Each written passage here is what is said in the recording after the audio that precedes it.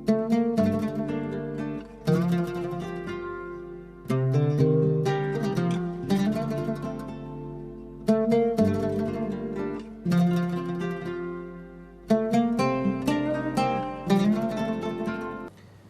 الله الرحمن الرحيم الحمد لله رب العالمين والصلاة والسلام على سيدنا وحبيبنا محمد وعلى آله وأصحابه أجمعين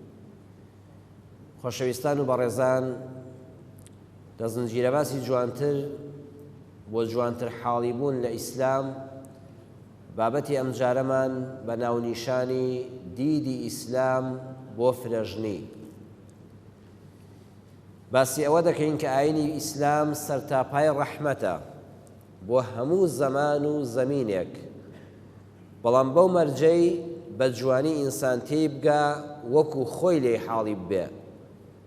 بە ئارەزووی ئینسانەکان تەفسیر بۆ ئاین نەکرێ هەروەها بەپێی زەمان و زەمین تەماشای ئیسلام بکرێ ئەساسیاتی ئیسلام کۆمەڵە بنەمان بە تایبەتی سێ شت هەیە لە هیچ زەمانێکا گۆڕانکاریان بەسەرانایە بە هیچ کەسێک دەستکاری ناکرێن ئەم سێ بناغەی ئیسلام لە هەر شوێنێکی دنیادابی لە سەدەی یەکەما ژیابی لە سەدەی 21 ژیابی ئەبێ هەر وەکو یەک بڕوات پێی هەبێ هیچ گۆڕانکاریەکی تیا ڕوو نادا یەکەمیان یەکتاپەرستی خوای پەروەردگار تەوحید هەموو مرۆڤێک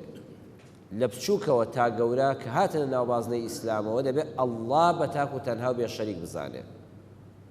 لە هیچ زەمانەکان ناتوانرێ بڵێن لەم سەدەیەدا بڕیار دراوە هاوبەشێک بۆ ئەڵڵا دابدرێ نەعوذ بالله یان بە فتوای فڵان عالم دروستە لە غەیری ئەڵڵا هاوار لە کەسێک بکەیت ئەوانە شتی قەتعین بە هیچ شێوەیەک دەستکاریان ناکرێت تەوحیدی خوای پەروەردگار یەکتاپەرستی ذاتی ئەڵڵا سوبحانەه وتەعالا زەمان و زەمین ناناسێ ئەوە سەرچاوەی ڕزگاربوونی ئینسان لەوەوەیە کە ئەڵڵا بێشەریکە هاوڕێی نییە هاوکاری نییە پێویستی و احتیاجی بە کەس نییە هەمومان احتیاجیمان باوە دووەمیان عەمەلی ساڵح کار و کردەوەی جوان هەمیشە لە ئیسلامدا فەرمان پێکراوە و لە هەر کەسێکەوە بێت جێگەی ڕێزە هەمیشە ڕازگۆیی شتێکی جوانە لە هەموو زەمانێکە ناوێ بڵێ وەڵای ئێستا سەردەمی ڕازگۆیی نەماوە درۆزن نەبی ناحەوێتەوە ئەوە لە ئیسلام داوا نییە هەتا ڕازگۆیی هەر جوانە درۆزنی هەر ناشیرنە ئەمانەتداری هەر جوانە خیانەت هەر ناشرینە نابێ بڵێ وەڵا ئەمانەت پارێزبی جێگەن نابێتەوە لەو کۆمەڵگایەدا ئەوە قسەی موسڵمانان نییە تۆ بنەمایەکی سەریحت هەیە کە لەسەری دەژی ئەویش ئەمانەت پارێزیە و دوژمنایەتی گەندەڵی و خیانەتە سێمیان ئیمان بە قیامەت و بەهەشت و دۆزەخ بڵێ وەڵا ئێستا چۆن ئینسان بڕوا بکە کە بەهەشت هەیە دۆزەخ هەیە ئەمانە سەوابیتن بە هیچ زەمان و زەمینێکی سەرگۆی زەوی و بە هیچ مرۆڤێک زانان نەزان خوێندەوار نەخوێندەوار ناگۆڕێ بڕوابوون بەوەی کەوا لە دوای ئەم مردنەوە کە بە سەرمانە دێ ژیانی حەقیقی دەست پێ دەکات نابێت چاکەکاران کە هەموو ژیانی جاری وایە ئینسانێکی بەڕێزی وەکو جەنابتان بە مەینەتی لە دنیادا دەڕوە ئەی تۆ بڵێ بە مردن هەر تەواوی ئەی پاداشتی ئەو هەموو مەینەتی ئەبێ بەهەشتە بێ ئەی ئینسانانێک هەیە هەموو ژیانیان دڕکە بۆ چاوی خەڵک بۆ دەستی خەڵک تۆ بڵێ کە بە مردن یعنی نەجاتیان بێ ئەی نابێت دۆزەخێک سزایەک بۆ ئەو کەسانە شەبێت کە هەموو ژیانیان ناڕەحەتی بوو بۆ خەڵک ئەوە عەقڵ و مەنتیق پێت دەڵێ نابێت لە دوای مردن ژیان هەر ئەم چەند ڕۆژەی دنیا بێ و بەم چەند ساڵە کۆتایی پێ بێ ئەم سیانە بەڕێزان سەوابیتن هیچ عالمێک هیچ مەلایەک هیچ زانایەک لە هیچ سەردەمێکا نابێت گۆڕانکاریان بەسەرا بێ ئەبێ ئیمانمان ئاوا پێیان بێ کە عەرزم کردن بەڵام هەندێک شت هەیە لە ئاینی ئیسلامیشدایە بۆ زەمانێکە بۆ سەردەمێکە بۆ جیلێکە بۆ سنوورێکی جوغرافیە بۆ میلەت و قەومێکە بەڵام شتێکی گشتگیر نییە بڵێ چونکە لە ئیسلامدا ئەمە هاتووە تا قیامەت نابێت دەستکاری بکرێت نەخێر هەندێک شتمان هەیە کە زەمانێک دەیگۆڕێ بۆ زەمانێکی کە هەر لە ئیسلامیشدا هەیە لەم زەمانەدا دەیخوا لە زەمانێشکەدا میلەتێش کە دێتە پێشەوە جیلێشکەی نوێ دێتە پێشەوە بە کەڵکی نایە لەبەرەوە لێرەدا ڕادەگیرێ بۆیە ئیسلام لە کاتی هاتنیدا هەندێ دیاردە هەبووە کە مەنع بووە قرس بۆ مەنعکردنی ئەو کاتەی خوا ئەو قورئانە پیرۆزەی ناردۆتە خوارەوە هەندێ شت هەبووە لەناو کۆمەڵگادا یەکسەر بە یەک دەقە و بە یەک ئاەتی قورئان و یەک فەرموودا مەنعکردنی زۆر کارێکی ئەستەم بووە خەڵق قبوڵیان نەدەکرد بۆیە ئیسلام هاتووە بۆ لەناوبردنی ئەو داو و دەستورە ناشرینانە پلەبەندی کردووە جار بۆ جار قۆناغ بە قۆناغ هاتووە کەمی کردوێتەوە یان لە ئاستێکە بۆ ئەوەی بربەستی لە بەرادانە سنوورداری کردووە لانی کەم سنوورداری کردووە وەکو چی وەکو کۆیلایەتی کە ئیسلام هات ئەو ڕۆژەی کە ئەو قورئانە دابەزیەوە بەڕێزان دوو لە ڕووی جەنابتان و ماڵی خوا مسلمان و بیسەرور بینەران چۆن ئێستا ئاژەڵ لە مەیدانی ئاژەڵان دەفرۆشرێ ئینسان ئاوا دەفرۆشرا قەومێکی بەهێز یعنی بۆچی عەرەب زۆر حەزیان لە کوڕ بووە بۆچی دژمنی کچ بوون ئەوە پرسیارەکە یعنی ئینسان بۆچی دەڵێ باشە قەدیمی هەر حەزیان لە کوڕ بووە ڕقیان لە کچ بووە لەبەرەوەی ئەو قەومەی کەوا کوڕی زۆر بوویایە چەکداری زۆر دەبوو هێرشی دەکردە سەر قەومێکی لاواز مەڕ و ماڵات و هەمووی بە تاڵان دەبرد کچەکانی دەکردن بە جاریە و کوڕەکانی دەکردن بە کۆیلە دەچوو لە مەیدانە لە شارێک کە دەیفرۆشتن ئەم کوڕە هەرزەکارەم هەیە کێ دەیکڕێ بەدیل گرتومە کابرایەک دەیکڕی ئەو بە هیچ ئەشکەی دەفرۆشتەوە ئەم ئینسانە پەتێک دەکرایە گەردنی خاوەنی هیچ نەبوو لە ئینسانیەتدا ئەو ڕۆژەی کە ئەم دینی خوایە هات مرۆڤ دوو بەش بوو مرۆڤی ئازاد و ئاغا مرۆڤی کۆیلە و ژێردەستە ئینسان دابەش بوو کاتێک خوای پەروەردگار ئەم قورئانەی نارد بە یەک کەڕەت نەدەکرا بڵێ کۆیلە هەر نابێ بمێنێ چونکە ئینسانی وا هەبوو کە مسڵمان دەبوو هەرچی سەروەت و سامانەکەی بوو کۆیلە بوو چۆن ئێستا بە کابرایەکی ئاژەڵدار کە خاوەنی 1000 سەرمەڕە بڵێ ئەگەر ئەو ڕۆژەی دەتەوێت نوێژ و ڕۆژ و بکەی و مسڵمان بی دەبێت هەموو مەڕەکەن لەناوبەری باشە بڵێ منداڵەکانم بەچی بژێنم چۆن هەموو سەروەتەکەم لە بەید بەرم ئیوا هەبوو لە سەردەمی هاتنی ئیسلامدا هەموو سەروەت و سامانەکەی بریتی بووی لە کۆیلەکانی ئەگە ئیسلام بیوکتایەت یەک کۆیلە نابێت لە سەرزەوی بمێنێ ئەم کابرای مسڵمان نەدەبوو بەڵام ئیسلام هات بە چەندین قۆناغ گەیشتە ئەو حەدەی کە کۆیلایەتی بنبڕ کرد چەندین گونا هەیە کەفارەتی کۆیلەیە چەندین ئاەت هەیە پاداشتی ئازادکردنی ئینسانە ئەو هەموو قورئانە تەکیل لەسەر ئەوە دەکاتەوە نابێ یەکی ئازاد بێ یەکێ کۆیلە بێ هەموومان بەندەی خوین و هەموومان ئازادین ئیمام عومەر دەهات دەیفەرموو هەموو مرۆڤێک بە ئازادی لەدایک بووە کەس مافی ئەوەی نەبی کا بە کۆیلە بەڵام بە پلەبەندی کۆتایی پێێنا عەرەق خواردنەوە سەحابە کەمی هەموو عەرەقی نەخوارد بێ وا لەگەڵ ژیانیان تێکەڵاو بوو کابرا شەو خەبەری دەبەوە لە زیاتی پەرداخی ئاو پەرداخی شەڕابی دەخواردەوە ئیسلام کە هات بە چەند قۆناغ ئەمجا ئیسلامی عەرەقی قەداغا کرد فەجتەنیبوه یەکسەر وازیان لێهێنا جاریە کابرا ژنێکی هەبووە دووسێ جاریەشی هەبووە ئیسلام هات بە قۆناغبەندی ئەوەی حرام کرد هەروەها یەکێ لەو شتانەی کە ئیسلام کاتێک کە هات دەستکاری کرد و دەبێت دەستکاری بکرێ فرەژنی بووە کاتێک کە مێژووی فرەژنی دەخوێنیەوە لە دێر زەمانەوە پیاوێک خاوەنی چەندین ئافرەت بووە چەند ژنی هەبووە بۆچی وا بووە لەبەر چەند هۆیەک یەکەم جەنگ زۆر بووە ئێستا ئەم سەردەمە لە جەنگ و کوشتار زۆرە بەڕێزان جار هەبووە لەو سەردەمە کۆنانەی 2-3 ساڵ لەمە پێشدا جەنگ لە ئێستا زۆرتر بووە بەڵام ئەسلیحەکان وا پێشکەوتوو نەبوون ئەو کاتە بە تیر یەکتریان کوشتووە بەڕم یەکتریان کوشتووە ئێستا بە قومبەلە بۆیە چیبیایی هەیە قومبەلە هەیە ساڕوخ هەیە بۆیە لە کتوپڕێکا خەڵک زۆرتر دەکوژرێ ئەیدا ئەو زەمانانە شەڕ یەکجار زۆر بووە لە شەڕا هەر پیاو بەشداری کردو پیاو کە زۆر کوژراوە ئەم ئافرەتە داماوە نە دائیرەی هەبووە نە مەعاشی هەبووە نە سەروەتی هەبووە بۆ ئەوەی یەکێ بە خێوی کە کابرا چۆ 20 ژنی هێناوە دەوڵەمەندێک 20 ژنی هێناوە بەس بۆی نانیان بداتێ ئەوە سەرەتایەک بۆ ئەوەی کە ئافرەت لە دەست نەبوونی و برسێتی ڕزگاری بێ ناچار بۆ فەقیرە چەند ژن شوکەم لە پیاوێکی دەوڵەمەند دووەمیان سەردەمی قۆناغی کوشتوکاڵی و ئاژەڵداری بووە سەردەمی پیشسازی دواتر داهاتووە لەو قۆناغەشدا کابرا بۆ هەر لە لادیەکانی خۆماندا بەبیرمان دێ کابرا دروێنەی کردووە ژنەکەی چووە لەو لاوە کۆڵی کێشاوە لەگەڵیان واتە کوشت و کاڵەکە بە پیاوەکە بە تەنها نەدەکرا بە ژنێکیش نەدەکرا دەچوو دوو ژن سێ ژنی لێنە بۆی هاوکاری بن ئاژەڵدارێکی ئەستەم بوو گەورە بوو بە ژنێک ماڵەکە بەڕێوە نەدەچوو دوو سێژن و چواژن و دەژنی لێنە بۆ ئەوەی بەڕێوەی بەرێ هەروەها ژمارەی دەسەڵاتداران و دەوڵەمەندان و ئارز و بازان بۆ ڕابواردن بە ئافرەت دەرگایەکی لەسەر فرەژنی کردبەوە لە چەندین سەرچاوی مێژوویدا خوێندومەتەوە کیسڕای پاشای فارس 300 ژنی هەبووە 300 ژنی هەبووە هیوا هەبوو هەر یەک جار دیوێتی بەڵام هەر ئەوەی ژنی بووە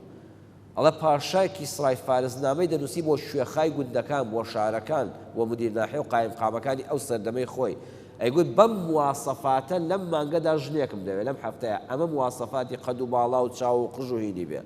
ئێتر لەو مواسەفاتەدا 20 ئافرەتی بۆ دەچوو 300 ژنی بە معدەلی هەبووە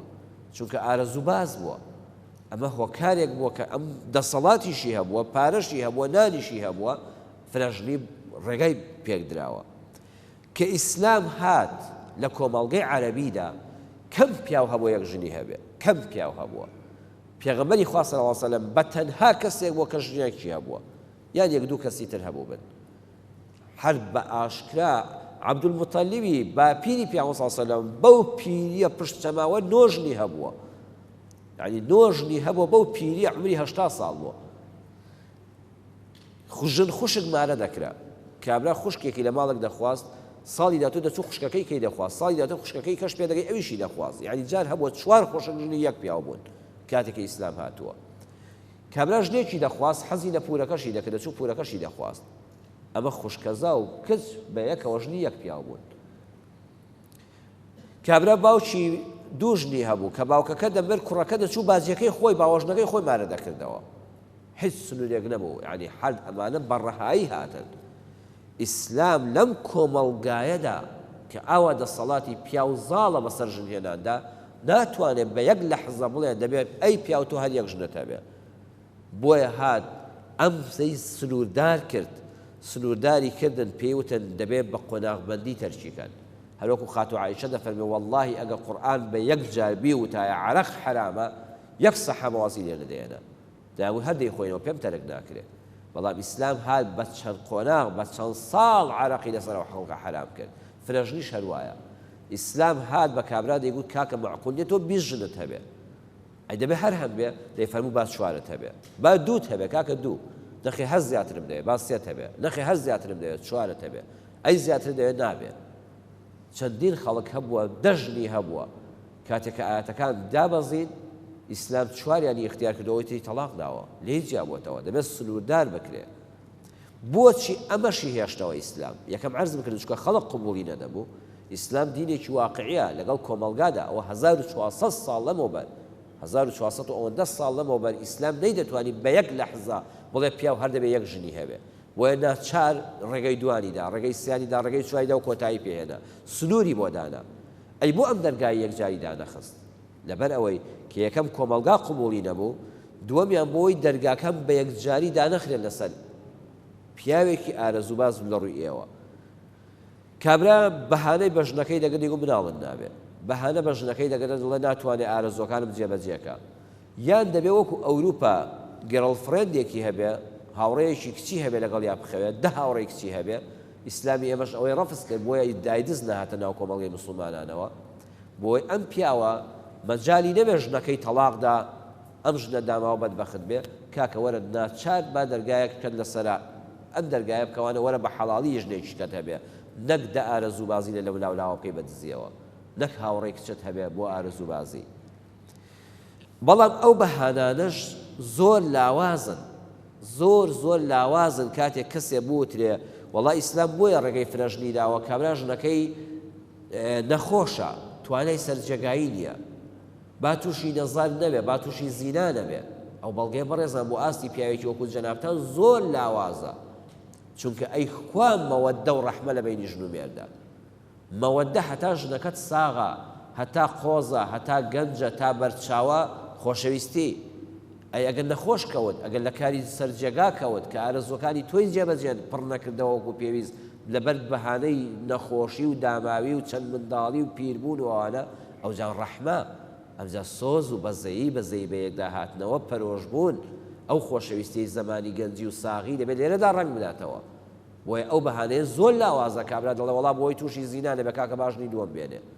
ئەی بۆ ئەگەر پیاوەکە نەخۆشە ها نابینی پیاوی وایە 30 دانە ساڵ لەسەر جێگایە ئەو ژنە بە ڕووسوری بە دیاریەوە دانیشتووە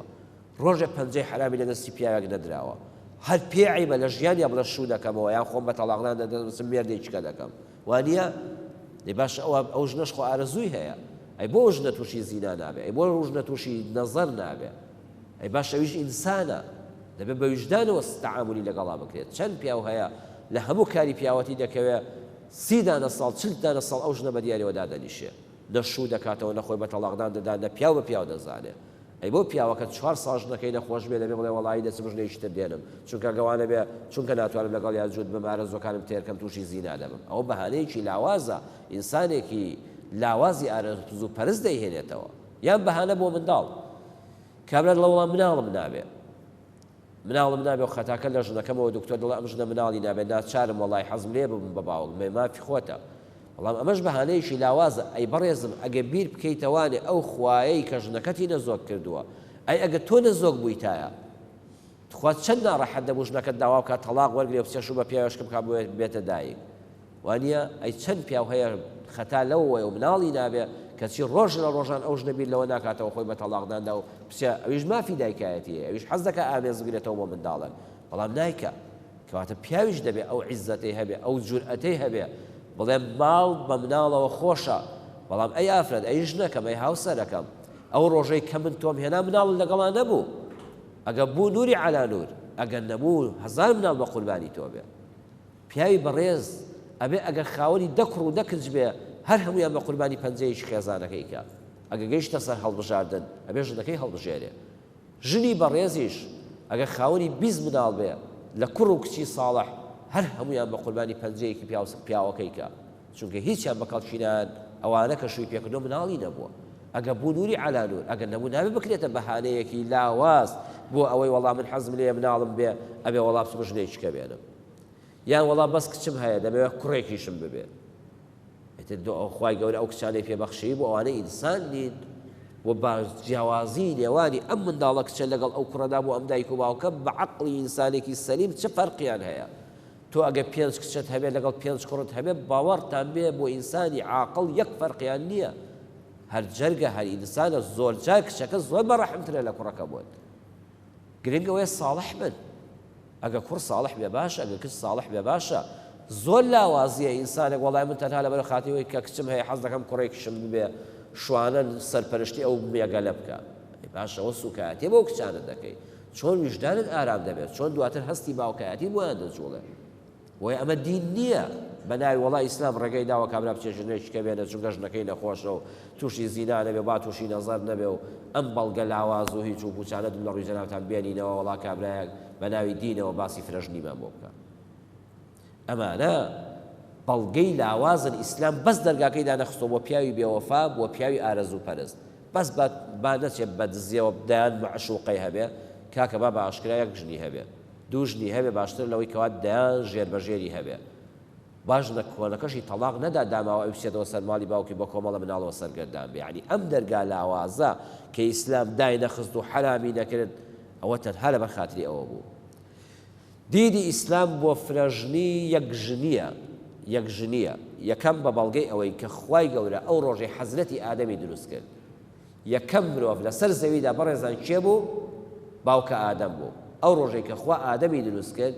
ئادەم یەک نەخۆشی لەگەڵ نەبوو وانە تو بابیر بکەینەوە ئادەم ساخترینی ئینسان بوو چونکە دەبێتە باوشی هەموو مرۆڤایەتی یەک نەخۆشی لەگەڵ نەبووە ئادەم جەستەی ساخت جوانترین پیاو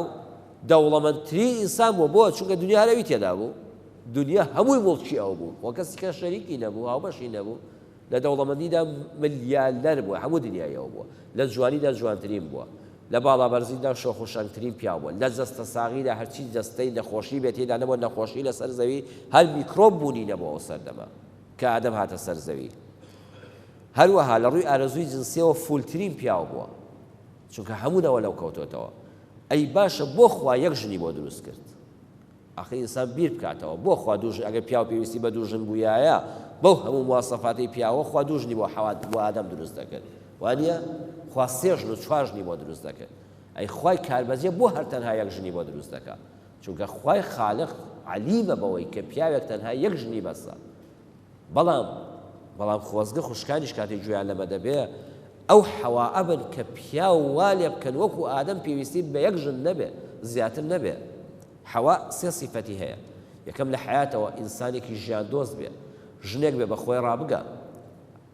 حەوا هەمیشە ڕۆژانە جلوبەرگەکانی گۆڕیوە بەبێ ئەو زەمانە هەبوو بێ جوانترین خشتی پۆشیوە جوانترین شێوە خۆی ڕازاندۆتەوە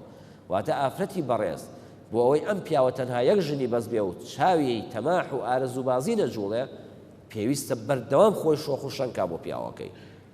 جوانترین شێوە خۆی بنوێنێ دووەمیان ئامێز حەوا لە ئیحتیوا ئەوە هاتووە واتە ئەم پیاوەی وا لە ئامێز بگرێ کە پێویستی بە ئامێزی کەسێکی تر نەبێ سێمیان حیا شەرم و شکۆ ئافرەت ئەوەندە بەهێز بێ ئەوەندە خاوەنی سام و هەیبەتی خۆی بێ پیاو نەتوانێ وەکو کاڵا یاری پێ بکە من تۆ دەکڕم و تۆ تەڵاق دەدەم و تۆ دێنم و ئەوەندە دێنم ئەوە ئافرەت بێ زۆر لەوە قورستر بێ خاوەنی شەرم و شکۆ و سەنگ بێ کەواتە لە ئیسلامدا خوای گەورە کە یەکەم مرۆڤی بە کامەڵترین شێوە دروست کرد هەر تەنها یەک ژنی بۆ دروست کرد بەڵگەیە لەسەر ئەوەی یەک ژن کافیە بۆ یەک پیاوی ئەو پەڕی جەستە ساغ و ئەو پەڕی دەوڵەمەند و ئەو پەڕ ڕێک و پێک دووەم غەدر لە ئیسلام دەکرێت کە دوو ژن و سێ ژن و ئەوانە بە سونەتی پیاوە صلی الله علیه و سلم ناو ببرێ بڕواتان بێەوە قسەیەکە ئەو پەڕی نابەجێیە بۆ چونکە پێغەمبەری ئێمە صلی الله علیه وسلم وەکو پیاو تەنها یەک ژنی هەبووە پێغەمبەری خوا صلی الله علیه وسلم وەکو پیاو وەکو ئێمە ئینسان تەنها خاوەنی خات و خەدیجە بووە ئەیەشڵە ئەی ئەوانی تر ئەوە تەشریعە ئەو پێویستە لە وتاری ترا باسی بکەین پێغەمبەری خوا صلی الله علیه وسلم بۆ فرەژنی کرد تۆ پێغەمبەر نی پیامبەر صلی الله علیه و سلم چۆن لەگەڵ بێوەژنا تەعاملی کردووە لەگەڵ بێوەژنەکان منداڵی هەبێ یەکێ هەرنەی بێ یەکێ لە خۆی بەتەمەنتر بێ یەکێ قیبتی بێ یەکێ جوولەکە بێ یەکێ خەزووری کافر بێ بڵێ کابرا بڵێ باشە من چۆن ژنەکەم مەسیحی بێ پیامبەر صلی الله علیه و سلم بە کردار جێبەجێ کردووە دەبێ ئەم پێغەمبەرە بە کردار تەطبیقیکە واتە فرەژنی سونەتی پێغەمبەر نییە صلی الله علیه و سلم سنەتی پێغەمبەر بۆ تۆ وەکو پیاو تەنها یەک ژنە چونکە پێغەمبەرەکە تەنها یەک ژنیە بۆ کە خات و خەدیجە بووە و بە ئەمری خوا نەبووایە لە دوای وەفاتی ئەویشەوە ئامادە نەبوو جارشکە هاوسەرگیری لەگەڵ کەسێکی تردا بکاتەوە تەواوی قورئان بگەڕێ لەم سەری قورئان بۆ ئەو سەری قورئانی یەک ئایەتی قورئان نابینیەوە پاداشتی دا نابێ بۆ کەسەی کە دوو ژنی هەیە يعني ئەم سەری قورئان بخوێنەوە بەڕێزم حتا ئەو سەری یەک ئایەتێک نییە خوا بفەرمێ ئەو کەسەی کە ژنێک زیاتر بێنێ بەخوا پاداشتێکی گەورە بۆ ئەو پیاوە هەیە بەڵام بەڵکو چی دەفەرمێ بەڵام دەفەرمێ فەئین خفتم ئەللا تعدیلوا فواحدە ئەگەر ترست هەبوو ئەی ئەو پیاوەی لە زەمانی قەدیما ڕێگەی فرەژنیت پێدراوە ترست هەبوو بیکەی بە دوو ژن و عەدالەتیان لە بینابەرپانەکەی نەک هەر یەقینت هەبوو کابرا هەر کە ژنی دووەمی مارەکە ژنی یەکەمی تەواو بوو هەر ترست هەبوو لە داهاتووی ژیانتدا نەتوانی هاوسەنگی ڕاگری ئامان لە ژنێک زیاتر نەیەنی ئەوەت نەتەوسیی قورئانە بەڵام لەم سەری قورئان بۆ ئەو سەری قورئان ئایەتێک نییە ئاماژە بەو کە پیاوی دوو ژنە ئەجری زۆرە پێشبینی دوای ژن هێنانەکەشی قورئان کردووە ولن تستطيعوا أن تعدلوا بين النساء ولو حرصتم قورئان دەفەرمێ ناتوانی ئەی پیاو چەندی بشتەوێ محاولە بکەی دادپەروەری لە بینی دوو ژنا بکەی یعنی قورئان یەکەم جار دەفەرمێ ئەگەر ترسای لە دادپەروەری یەک ژنت هەبێ بۆ خۆشی لەو لاشەوە هەر دەفەرمێ دڵنیا بە ئەی پیاو چەند دادپەروەر بی ناتوانی دادپەروەری لە بینی دوو ژنا بکەی کەواتە خۆتی لێ بپارێزە کەواتە خۆت ماڵوێران مەکە لە هەموو فەرمودەی پێغەمبەر صلی الله علیه و سلم دەجار وتمە بە تەحەداوە دەیڵێم یەک کەس یەک حەدیثم پێ بڵێ یەک حەدیث لە ژیانی پێغەمبەر صلی الله علیه و سلم بیسترا بێ خۆشەویست فەرموو بێتی ئەو کەسەی ژنێکی تر بێنێ و ئافرەتێکیکە لە پاڵیا بحەسێتەوە و سێ چوار ژنی هەبێ پاداشتی لای خواوە هەیە یەک حەدیثێک لە زەمان پێغەمبەر صلی الله علیه و سلم لە زمانی نەبیستراوە بەڵام پێچەوانەکەی ڕاستە پێچەوانەکەی دەفەرمێ من كان له امرأتان فمال إلى إحداهما يعني لە ڕیواتێکە فلم يعدل بينهما هەر کەسێ دوو ژنی هەبێ نەک سێ چوارێک دوو هاوسەری هەبێ بەڵام مەیلی بەلای یەکیانە زیاتر بێ فەمالە زیاتر مەیل بدا سۆز بدا بە یەکیان یان جیاوازیان لە نێواندا بکە جاء يوم القيامة وشقه مائل أي ساقط کە لە ڕۆژی قیامەتە دێ ئیفلیس بووە لایەکی شەلل لێی داوە هەموو خەڵکڵان ئەوە فڵان کەسی دوو ژنەیە ئەی قڕ بەسەرت ئەوەی ئەو بین دنیایە بوو کە نەعەدالەتی لەگەڵا دەکرد ئەها داماوە ژنە کۆنەکەت چی لێ کرد بۆ ژنە تازەکەت هەر یەکسەر لەبەر چاوی خەڵکی قیامەتا دەبێتە پەندی زەمان ئەو کەسەی کەوا مەیلی زیاتر بەلای هاوسەرێکیاندا هەبووە. ئەمە فەرمودەی پێغەمبەر صلی الله علیه و سلم، بەڵام هەموو فەرمودەکانی لەم سەر بۆ ئەو سەر بخوێنەوە یەک دانە دەست ناکەوێت ستایشی ئەو کەسەی کردبێ کە دوژنی هەیە، حتا ئەگە عەدالەت بێ لەبێنانە ستایشەکەی بۆ نەهاتووە، بەڵام هەڕەشەکەی بۆ هاتووە. ئەم فەرمودەی ئیمامی ئەبوو داود و تیرمیزی ڕیوایەتیان کردو و ئیبن حیبان ڕەحمەتی خوای لێبێ بە صەحیحی داناوە. چوارەم هەندێک شت هەیە هاتووەتە ناو ئیسلامەوە بەڕێزان خوڕافیاتە. خوڕافیاتە بە ناوی دینەوە دەکرێت. وەکو چی؟ بە ناوی دینەوە هاتووە لە کتێبە ئەڵێ حەزرەتی سلێمان 1000 ژنی هەبووە. ئەوە لە ناو کتێبەکانی ئێمەدا زۆربەی نووسراوە. کابرا ڕەزا باشە پێغەمبەری چخوا 1000 ژنی هەبوو بێ دەمە با دوانم هەبێ. بەڵام وەرە بەعەقڵ بیر لەم قسەیە بکەوە چەند ناڕاستە. 1000 ژنی هەبوو دەڵێن لە یەک شەویشا چۆتە لای هەموو ژنەکانی. باشە 1000 دابەشی 6 دقیقە ئەزانی ئەکاتە چەند؟ ئەکاتە 7 سەعات. واتە حەزرەتی سلێمان پێغەمبەر لە شەو ڕۆژێکە لە 24 سەعاتەکە 7 سەعات بەس لای ژنەکانی بووە. یەکی 1 دقەش چۆتە لایەن داتەوەرە بەعەقڵ یەکی دەوە باشە ئەم ژنە بە 1 دقەم پیاوە چی لەلا کردووە؟ 7 سەعات بەس لای ژنەکانی بووە. ئەی کوا پێغەمبەرایەتەکەی؟ ئەی چی بۆ دینی خوا کردووە؟ کەواتەمە توڕەهاتە. ئەوەی بێ لەناو کتێبە پاک بکرێتەوە. وەڵڵا مەلام بینیوە لە مینبەرەوە ئەوەی بۆ خەڵک خوێندوێتەوە. ئەوە موعجیزەی خواییە. یعنی خوا هیچ موعجیزەی نەما نیشانی و خەڵکەی نەدا 1000 ژندا بە پێغەمبەرێک 7 سەعات خەریکی جیماعکردن بە یەکی 1 دقەش لایەن بێ. ئەوە کەی موعجیزەیە؟ کەی گەورەی خوا لەوەدا دەردەکەوێت؟ ئەوە ئارەزوپەرستیە. هەر ئارەزوپەرستیش ئەوە جێبەجێ نابێت. لەبەرەوە نابێ ئەمانە بۆ خەڵک خوێندرێتەوە. ئەمە خوڕافیاتە و توڕەهاتە دەبێت لە ئیسلام دوور خرێتەوە. پێنجەم بەڕێزان پەیوەندی فرەژنی بە کولتورەوەیە نەک بە دین. حتا لەناو عەرەبە فرەژنی زۆرە، بەڵام عەرەبی بە شەرەفیش قبوڵی نییە. ها خاتو عایشە کاتێک کە پێغەمبەری خوا صلی الله علیه و سلم لە دوای مردنی خاتو خەدیجە جار جار ستایشی دەکا و یادی دەکاتەوە و ڕەحمەتی بۆ دەنێرێ، یەکسەر غیرەی ژنانە دەیگرێ. وەرە لە ماڵی پێغەمبەر صلی الله علیه و سلم دەیان ئاژاوە ڕووی داوە لەبەر کە ئەم ژنانە بێکەوە ناحەوێنەوە. کە جیلی سەحابەی فەرید کە قورئان لە باوەشیاندا هاتوۆتە خوارەوە. بەڵام لەناو عەرەبی بەدەویدا هەل ئەم ساڵ وابزانم کابرایەک ڕسمێکی کوتیان بڵاو بۆتەوە لە یەک ڕۆژە دوو ژنی هێنا و بوشێک لەم لاوە بوشێک لەو لاوە لەسەر یەک جێگا دەچێتە لایەن لە یەک کاتە. دە هەموو ئافرەتی کورد بێ نیشتیوای قبوڵ نییە، قەت قبوڵی ناکا. کەواتەوە کولتورە، ئەوە ئاین نییە. لە کولتورێکا قبوڵە، لە کولتورێشکەدا میلەتێشکە قبوڵی نییە. شەشەم ئافرەت بۆی هەیە لە عەقدی زەواجە ئەو ڕۆژەی شوو دەکا بە پیاوێک لە لای حاکم و لە لای مەلا بڵێ بەو مەرجە شوت پێ دەکەم هەتا مردن، یان لە دوای مردنیش مافی ژنهێنانن نییە. ئەو پیاوە بە هەموو دەرگاکانی لەدا دەخرێت. ئەوە بۆ ژنان زۆر باشە، تا ئێستا نەیانزانی وا لە پیاوە بکەن. بۆی هەیە بە عەقد لەسەری بنووسێ، ئیمزای پێ بکات تا ماوە مافی ژنهێنانی نییە، تا مردیشم نابێ ژنێشکە بێنی. یان لە شەرعا دەفەرمێ ئەگەر ئەم پیاوە ئەم کوڕە باوکی ژنی دووەمی نەبوو، براکانی نەبوو، مامی نەیبوو، خاڵی نەیبوو، ئەگەر لە عەقدەکەشان نەنووسێ مافی نێژن بێنێ. چونکە ئەم ژنە سەری باوکی کردو، کتێتی باوکی ژنێکی هەیە و براکانی ژنێکیان هەیە و مامی هەر ژنێکی هەیە و ئەم بنەماڵە فێری دوو ژنە و سێ ژنە بەوە خەڵەتاوە، نابێ ئەم کوڕە دواتر دوو ژن بێنێ. ئەوە هەموو دینە، ئەمە دینە. کەواتە ئەگەر دین بوویایە مافی ئینسان نەبوو مقەیەدیکە، شەرتی بۆ دانێ، مەرجی بۆ دانێ، چونکە دین دەبێ ئازاد، دین خوا دایدەنێ. کەواتەوە کولتورە نەک ئاین، نابێ بە ناوی ئاینەوە بکرێ بە سونەت. کابرا نە نوێژ دەکات، نە ڕۆژوو دەگرێت، یەک فەرزی جێبەجێ نەکردو بەس بۆ ئازایە، وەڵای کاکە فرەژنی سونەتی پێغەمبەر صلی الله علیه و سلم. تۆ یەک فەرزی خوا جێبەجێ ناکەی، لەنە قەت سیواکت پێ بووە، قەی شەو نوێژت کردووە، قەی زیکری تەسبیحاتت کردووە، قەی سونەتی چێشتەنگاوت کردووە، کابرا ئەهلی مزگەوتیش بێ، یەک سونەتی لەمانە لە ژیانێ جێبەجێ نەکردووە، وەڵایی حەز دەکەم فرەژنی بکەم چونکە سونەتی پێغەمبەر صلی الله علیه و سلم. دەی باوە درۆ بە ناوی پێغەمبەرەوە دەکەی، دوو لە ڕووی جەنابتان، ئەوە درۆیە بە ناوی حەزرەتەوە، شتیوا لە پێغەمبەر ناوەشێتەوە. حوتەم لە قورئاندا باسی خۆشی دوژنە نەکراوە. یەک چیرۆکێک نییە لە قورئانە باسی ئەو بکا فڵان پێغەمبەر دوژنیە بۆ زۆر بەختەوەر بووە، بەڵام پێچەوانەکەی دەبینی لە قورئانە باسی نەهامەتیەکانی ماڵی یەعقوب پێغەمبەر دەکا کە ئەو برایانەی لە دایکێک بوون چۆن حەسوودیان بە براکانی تر بن. بڕواتان بێ ئەگەر یوسف و بنیامین هەر لەو دایکە بوونایە، قەت برا بچووکەکەی خۆت با لە دوای هێنیش بێ باوکە خۆش بێت دڵن نابی خەیتە بیرەوە، دڵن نابی کوژی. ئەوە بەرهەمی ئەوە بوو لە دایکێکیکەیە. قورئان دەڵێ ئەی پیاو ئاگادار بە یەکێ لە بەڵای دوژنە ئەوەی وەکو ماڵی یعقوب پێغەمبەرت لێنەیە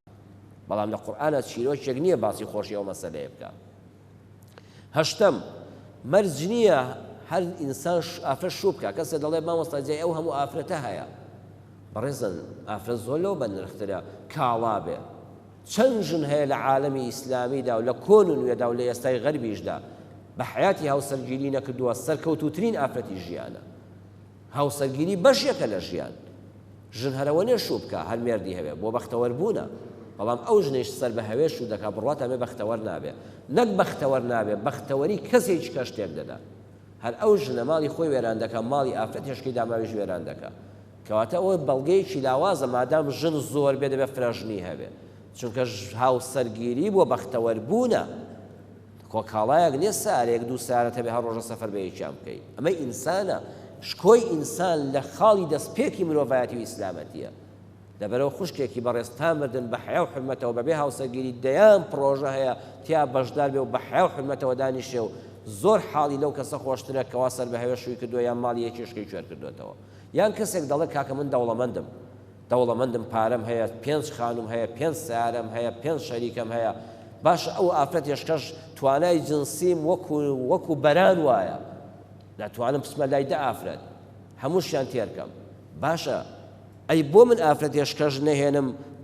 لە پەناما بحەوێتەوە و ئەویش ماڵ و حاڵی هەبێ و خانووی هەبێ و سیارەی هەبێ و پارەی هەبێ و هیچ کێشەش بۆ ئەمیان دروست نەکەم. لە وەڵامدا دەڵێن تۆ کە ئەمەندە دەوڵەمەندی و ئەوەندە خێرخوازی ئەوەندە خەمی ئافرەتە دەی باشە ئەی بیر ناکەیەوە چەند کوڕی گەنجمان هێژنی بۆ نایە.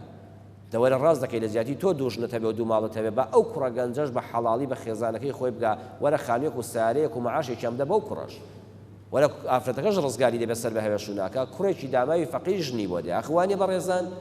کە تۆ ئەوەندە لێبوردەی کە ئەوەندە حەزت لێ ئافرەتان داماو نەبن ئەی بۆ چاول لەو هەموو کوڕە گەنجەنی ئەی بۆ دینارێک نادەی بە کوڕێک ژنێکی پێبێنێ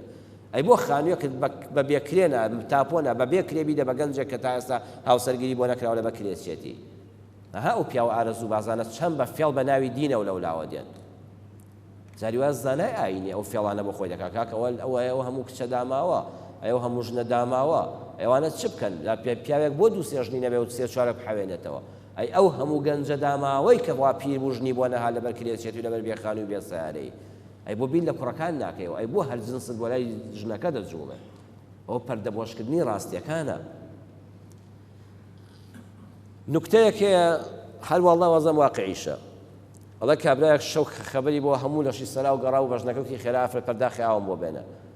تی پیاوەکە بۆش لەژایەوە چی بوو؟ تی وەڵای خوا بە خێری بجێڕێ لە خۆمە ئێستا لە شایوز زەماوەندا بۆ مژنێکی ترم هێنابوو.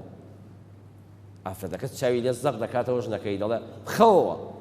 ئەڵە وەڵات تازە خەوەکەم زڕە ئەڵە بە ذاتی خوا دەخەوێ بۆی ئەو ژنە تەلاق دەی. چۆن لە خەوا بەبێ پرسی من ژنت هێناوە هەر ئێستا لێ بخەوێ و ئەو ژنەی کە لە خەوت هێناوە لە خەوا تەلاقی بدەیەوە. بڕواتیان بە ژن لە خەویشا قبوڵی نییە کەسێک کە ژنێکی بەسەر بێنێ. ئیمام جعفەری سادق لە مەجلیسی ئەولیا و ئەوانەدا نازانم پلەیسی حەدیثیان بێ ئەڵێ گوێی لە پیاوێک بوو بە ژنەکەی پێی دەوت پیاوەکە نەبوونیم لەگەڵ تا چێشتووە کۆڵ بە کۆڵیم لەگەڵ تا چێشتووە غەریبیم چێشتووە لە هەمووی گەرنت ئازاوێ بەڵام تو خوا بەس ژنم بەسەر مێنە بەس ئەوم لەگەڵ ئەمە کە چی دەکەی بکەن لەم ئیمام جعفەری سادق قورئانی دەخوێندەوە خوا دەفەرمێ إن الله لا يغفر أن يشرك به ويغفر ما دون ذلك لمن يشاء. ئێتر ئەوە قسەی ئەوەیە من ناڵێمەوە خوا نەخوازەوە قورئانە بەراورد کرێ دەڵێ خوای گەورە کە خوێنمەوە خوش بەس لە یەک گوناه خۆش نابێ بەس شەریکی بۆ بڕیان مەدە. وڵا ئافرەتیش تەشبیه نەبێ بە ئاەتەکەی قورئانی پیرۆز هەموو گوناهێکی لەگەڵ بکە بەس ژنی بەسەر مێنە ئەوەی قبوڵ نییە ئەوە سروشتی ئافرەت وایە. لە کۆتایی ئەم چەند دەقەیەدا دەڵێن ئەی ئەگەر کەسێک توش بوو ئەوانەی ئێستا کابرا ئێستا لەوانەی لەم مەدیسەیە کەسێک کتابێت تازە توش بوو بێ قاچی کلیسکا بێ بە هەڵەت چوو بێ وەی زانی بە دینداریە خەڵەتان بێتیان کابرا سێژنی هەیە سێ کون لە جەرگایەتی خواخوایەت یەک چاشکەش وە خۆی بەدبەخت بێ بۆی باز دەکات لە زەتی سێژنە چیاتاویش وەکو ئەوی توش دەبێت. ئەوە ئەگەر قاچی خلیسکا ئەبێت چۆن بێ ئەبێت زۆر وریا بێ ماڵوێرانی قیامەت نەبێ. یەکەم ژنەکەی دەبێت لەگەڵ ژنەکەی تریا لە شەرع ئەمە قسەی شەریعەتی ئیسلامە لە کیفایەت الأخیار لە لاپەڕەی 536 دەفەرمێ فيحرم عليه أن يجمع بين زوجين أو زوجات في مسكن واحد ولو ليلة واحدة. حرامە پیا و دووژن یان لە دووژن زیاتر لە یەک خانووە کۆ بکاتەوە با دەقاتیش بێ ئەگەر بۆ تەنها یەک شەویش بێ نابێ ئەمانە لە یەک گەڕێکی شابن نابێت لە یەک خانووا بن چونکە سوکاتێ بە ئافرەتێک کابرای لە یەک خانوودا کۆمەڵە ژن کۆکاتەوە هەتا بۆ یەک شەویش بێ بڵێ هەر ئەم شەو دەتگوازمەوە لەم ماڵەیە لەگەڵ ماڵی ئەم ژنە بەیانی خانوویەکت بۆ دەکڕم ڤێلایەکت بۆ دەکڕم بۆ یەک شەویش حرامە دووەمیان لە ڕووی زەمانەوە کابرا کە ژنی دووەمی هێنا ئەمە قسەی شەریعەتی ئیسلامە ژنە نەخۆشەکەی کە لای ساغەکەیەتی دەڵێ لەبەر نەخۆشی ژنەکەم کە جیماعم بۆ لەگەڵ ناکرێ بۆیە ژنی دووەم هێناوە شەوێک لای ئەم ژنە ساغە بوو دەبێت شەوێکیش لای ژنە نەخۆشەکەی بێ کە هیچی لەگەڵا ناکرێت بێ شەوێکیش لای ئەو بێ ژنەکەی ڕەحمی تێک چووە سەرەتانی ڕەحمێتی نابێ بڵێ جاخۆ ئەم ژنم پیاوی نابێ سەرەتانی ڕەحمێتی دەبێت ئیلا لە لای ژنەکەشی شەوێک هەر بمێنێتەوە ژنەکەی لە بێنوێژیدا بێ ژنەکەی تریانی دەبێت ئیلا شەوەکەی خۆی هەر لە لای بێ هەتا بەیانی منداڵی بوو بێ خۆ چل شەو پیاو ناچێتە لای دەبێت هەر لە لای بمێنێتەوە نابێ قەدری لێ بکە زیهاری لەگەڵاکی بکتێتی وەکو خوشکم وای خۆلەوە مەسافەدا هەتا کەفارەتەکەدا نابێت بچێت لەبێت شەوەکەی خۆی هەر بۆ جێبەجێ بکە هەر لە لای بمێنێتەوە هەتا ژنەکەی دووەمی شێت بێ ژنی یەکەمی شێت بوو بێ ئەو شێتە دەبێت پیاوەکە ئیلا شەوێک لە لای ژنە شێتەکەی بێ زاتخوا من بە جەنابتان دەڵێم لە هەموو کوردستانە پیاوێکتان دی و ئاوا بێ کە ژنی دووەمی بەو حەدە بەو شەریعەت فەرموویەتی هەبێ نەخێر لەبەرەوە ئەوانە هەموو بەڵگەی لاوازن پێمان دەڵێ کە فرەژنی دیدێکی ئیسلامی نییە دیدێکی کولتوری عەرەبی بەدەویە نەک عەرەبی ڕەسەنیش بەڵام خەڵکانێکی ئارەزوو پەرست لە ڕووی جەنابتان دەیقۆزنەوە لەبەرەوە ڕێز لە خێزانی خۆتان بگرن هیچ کات بیل لەوە مەکەوە هاوسەری دووەمت هەبێ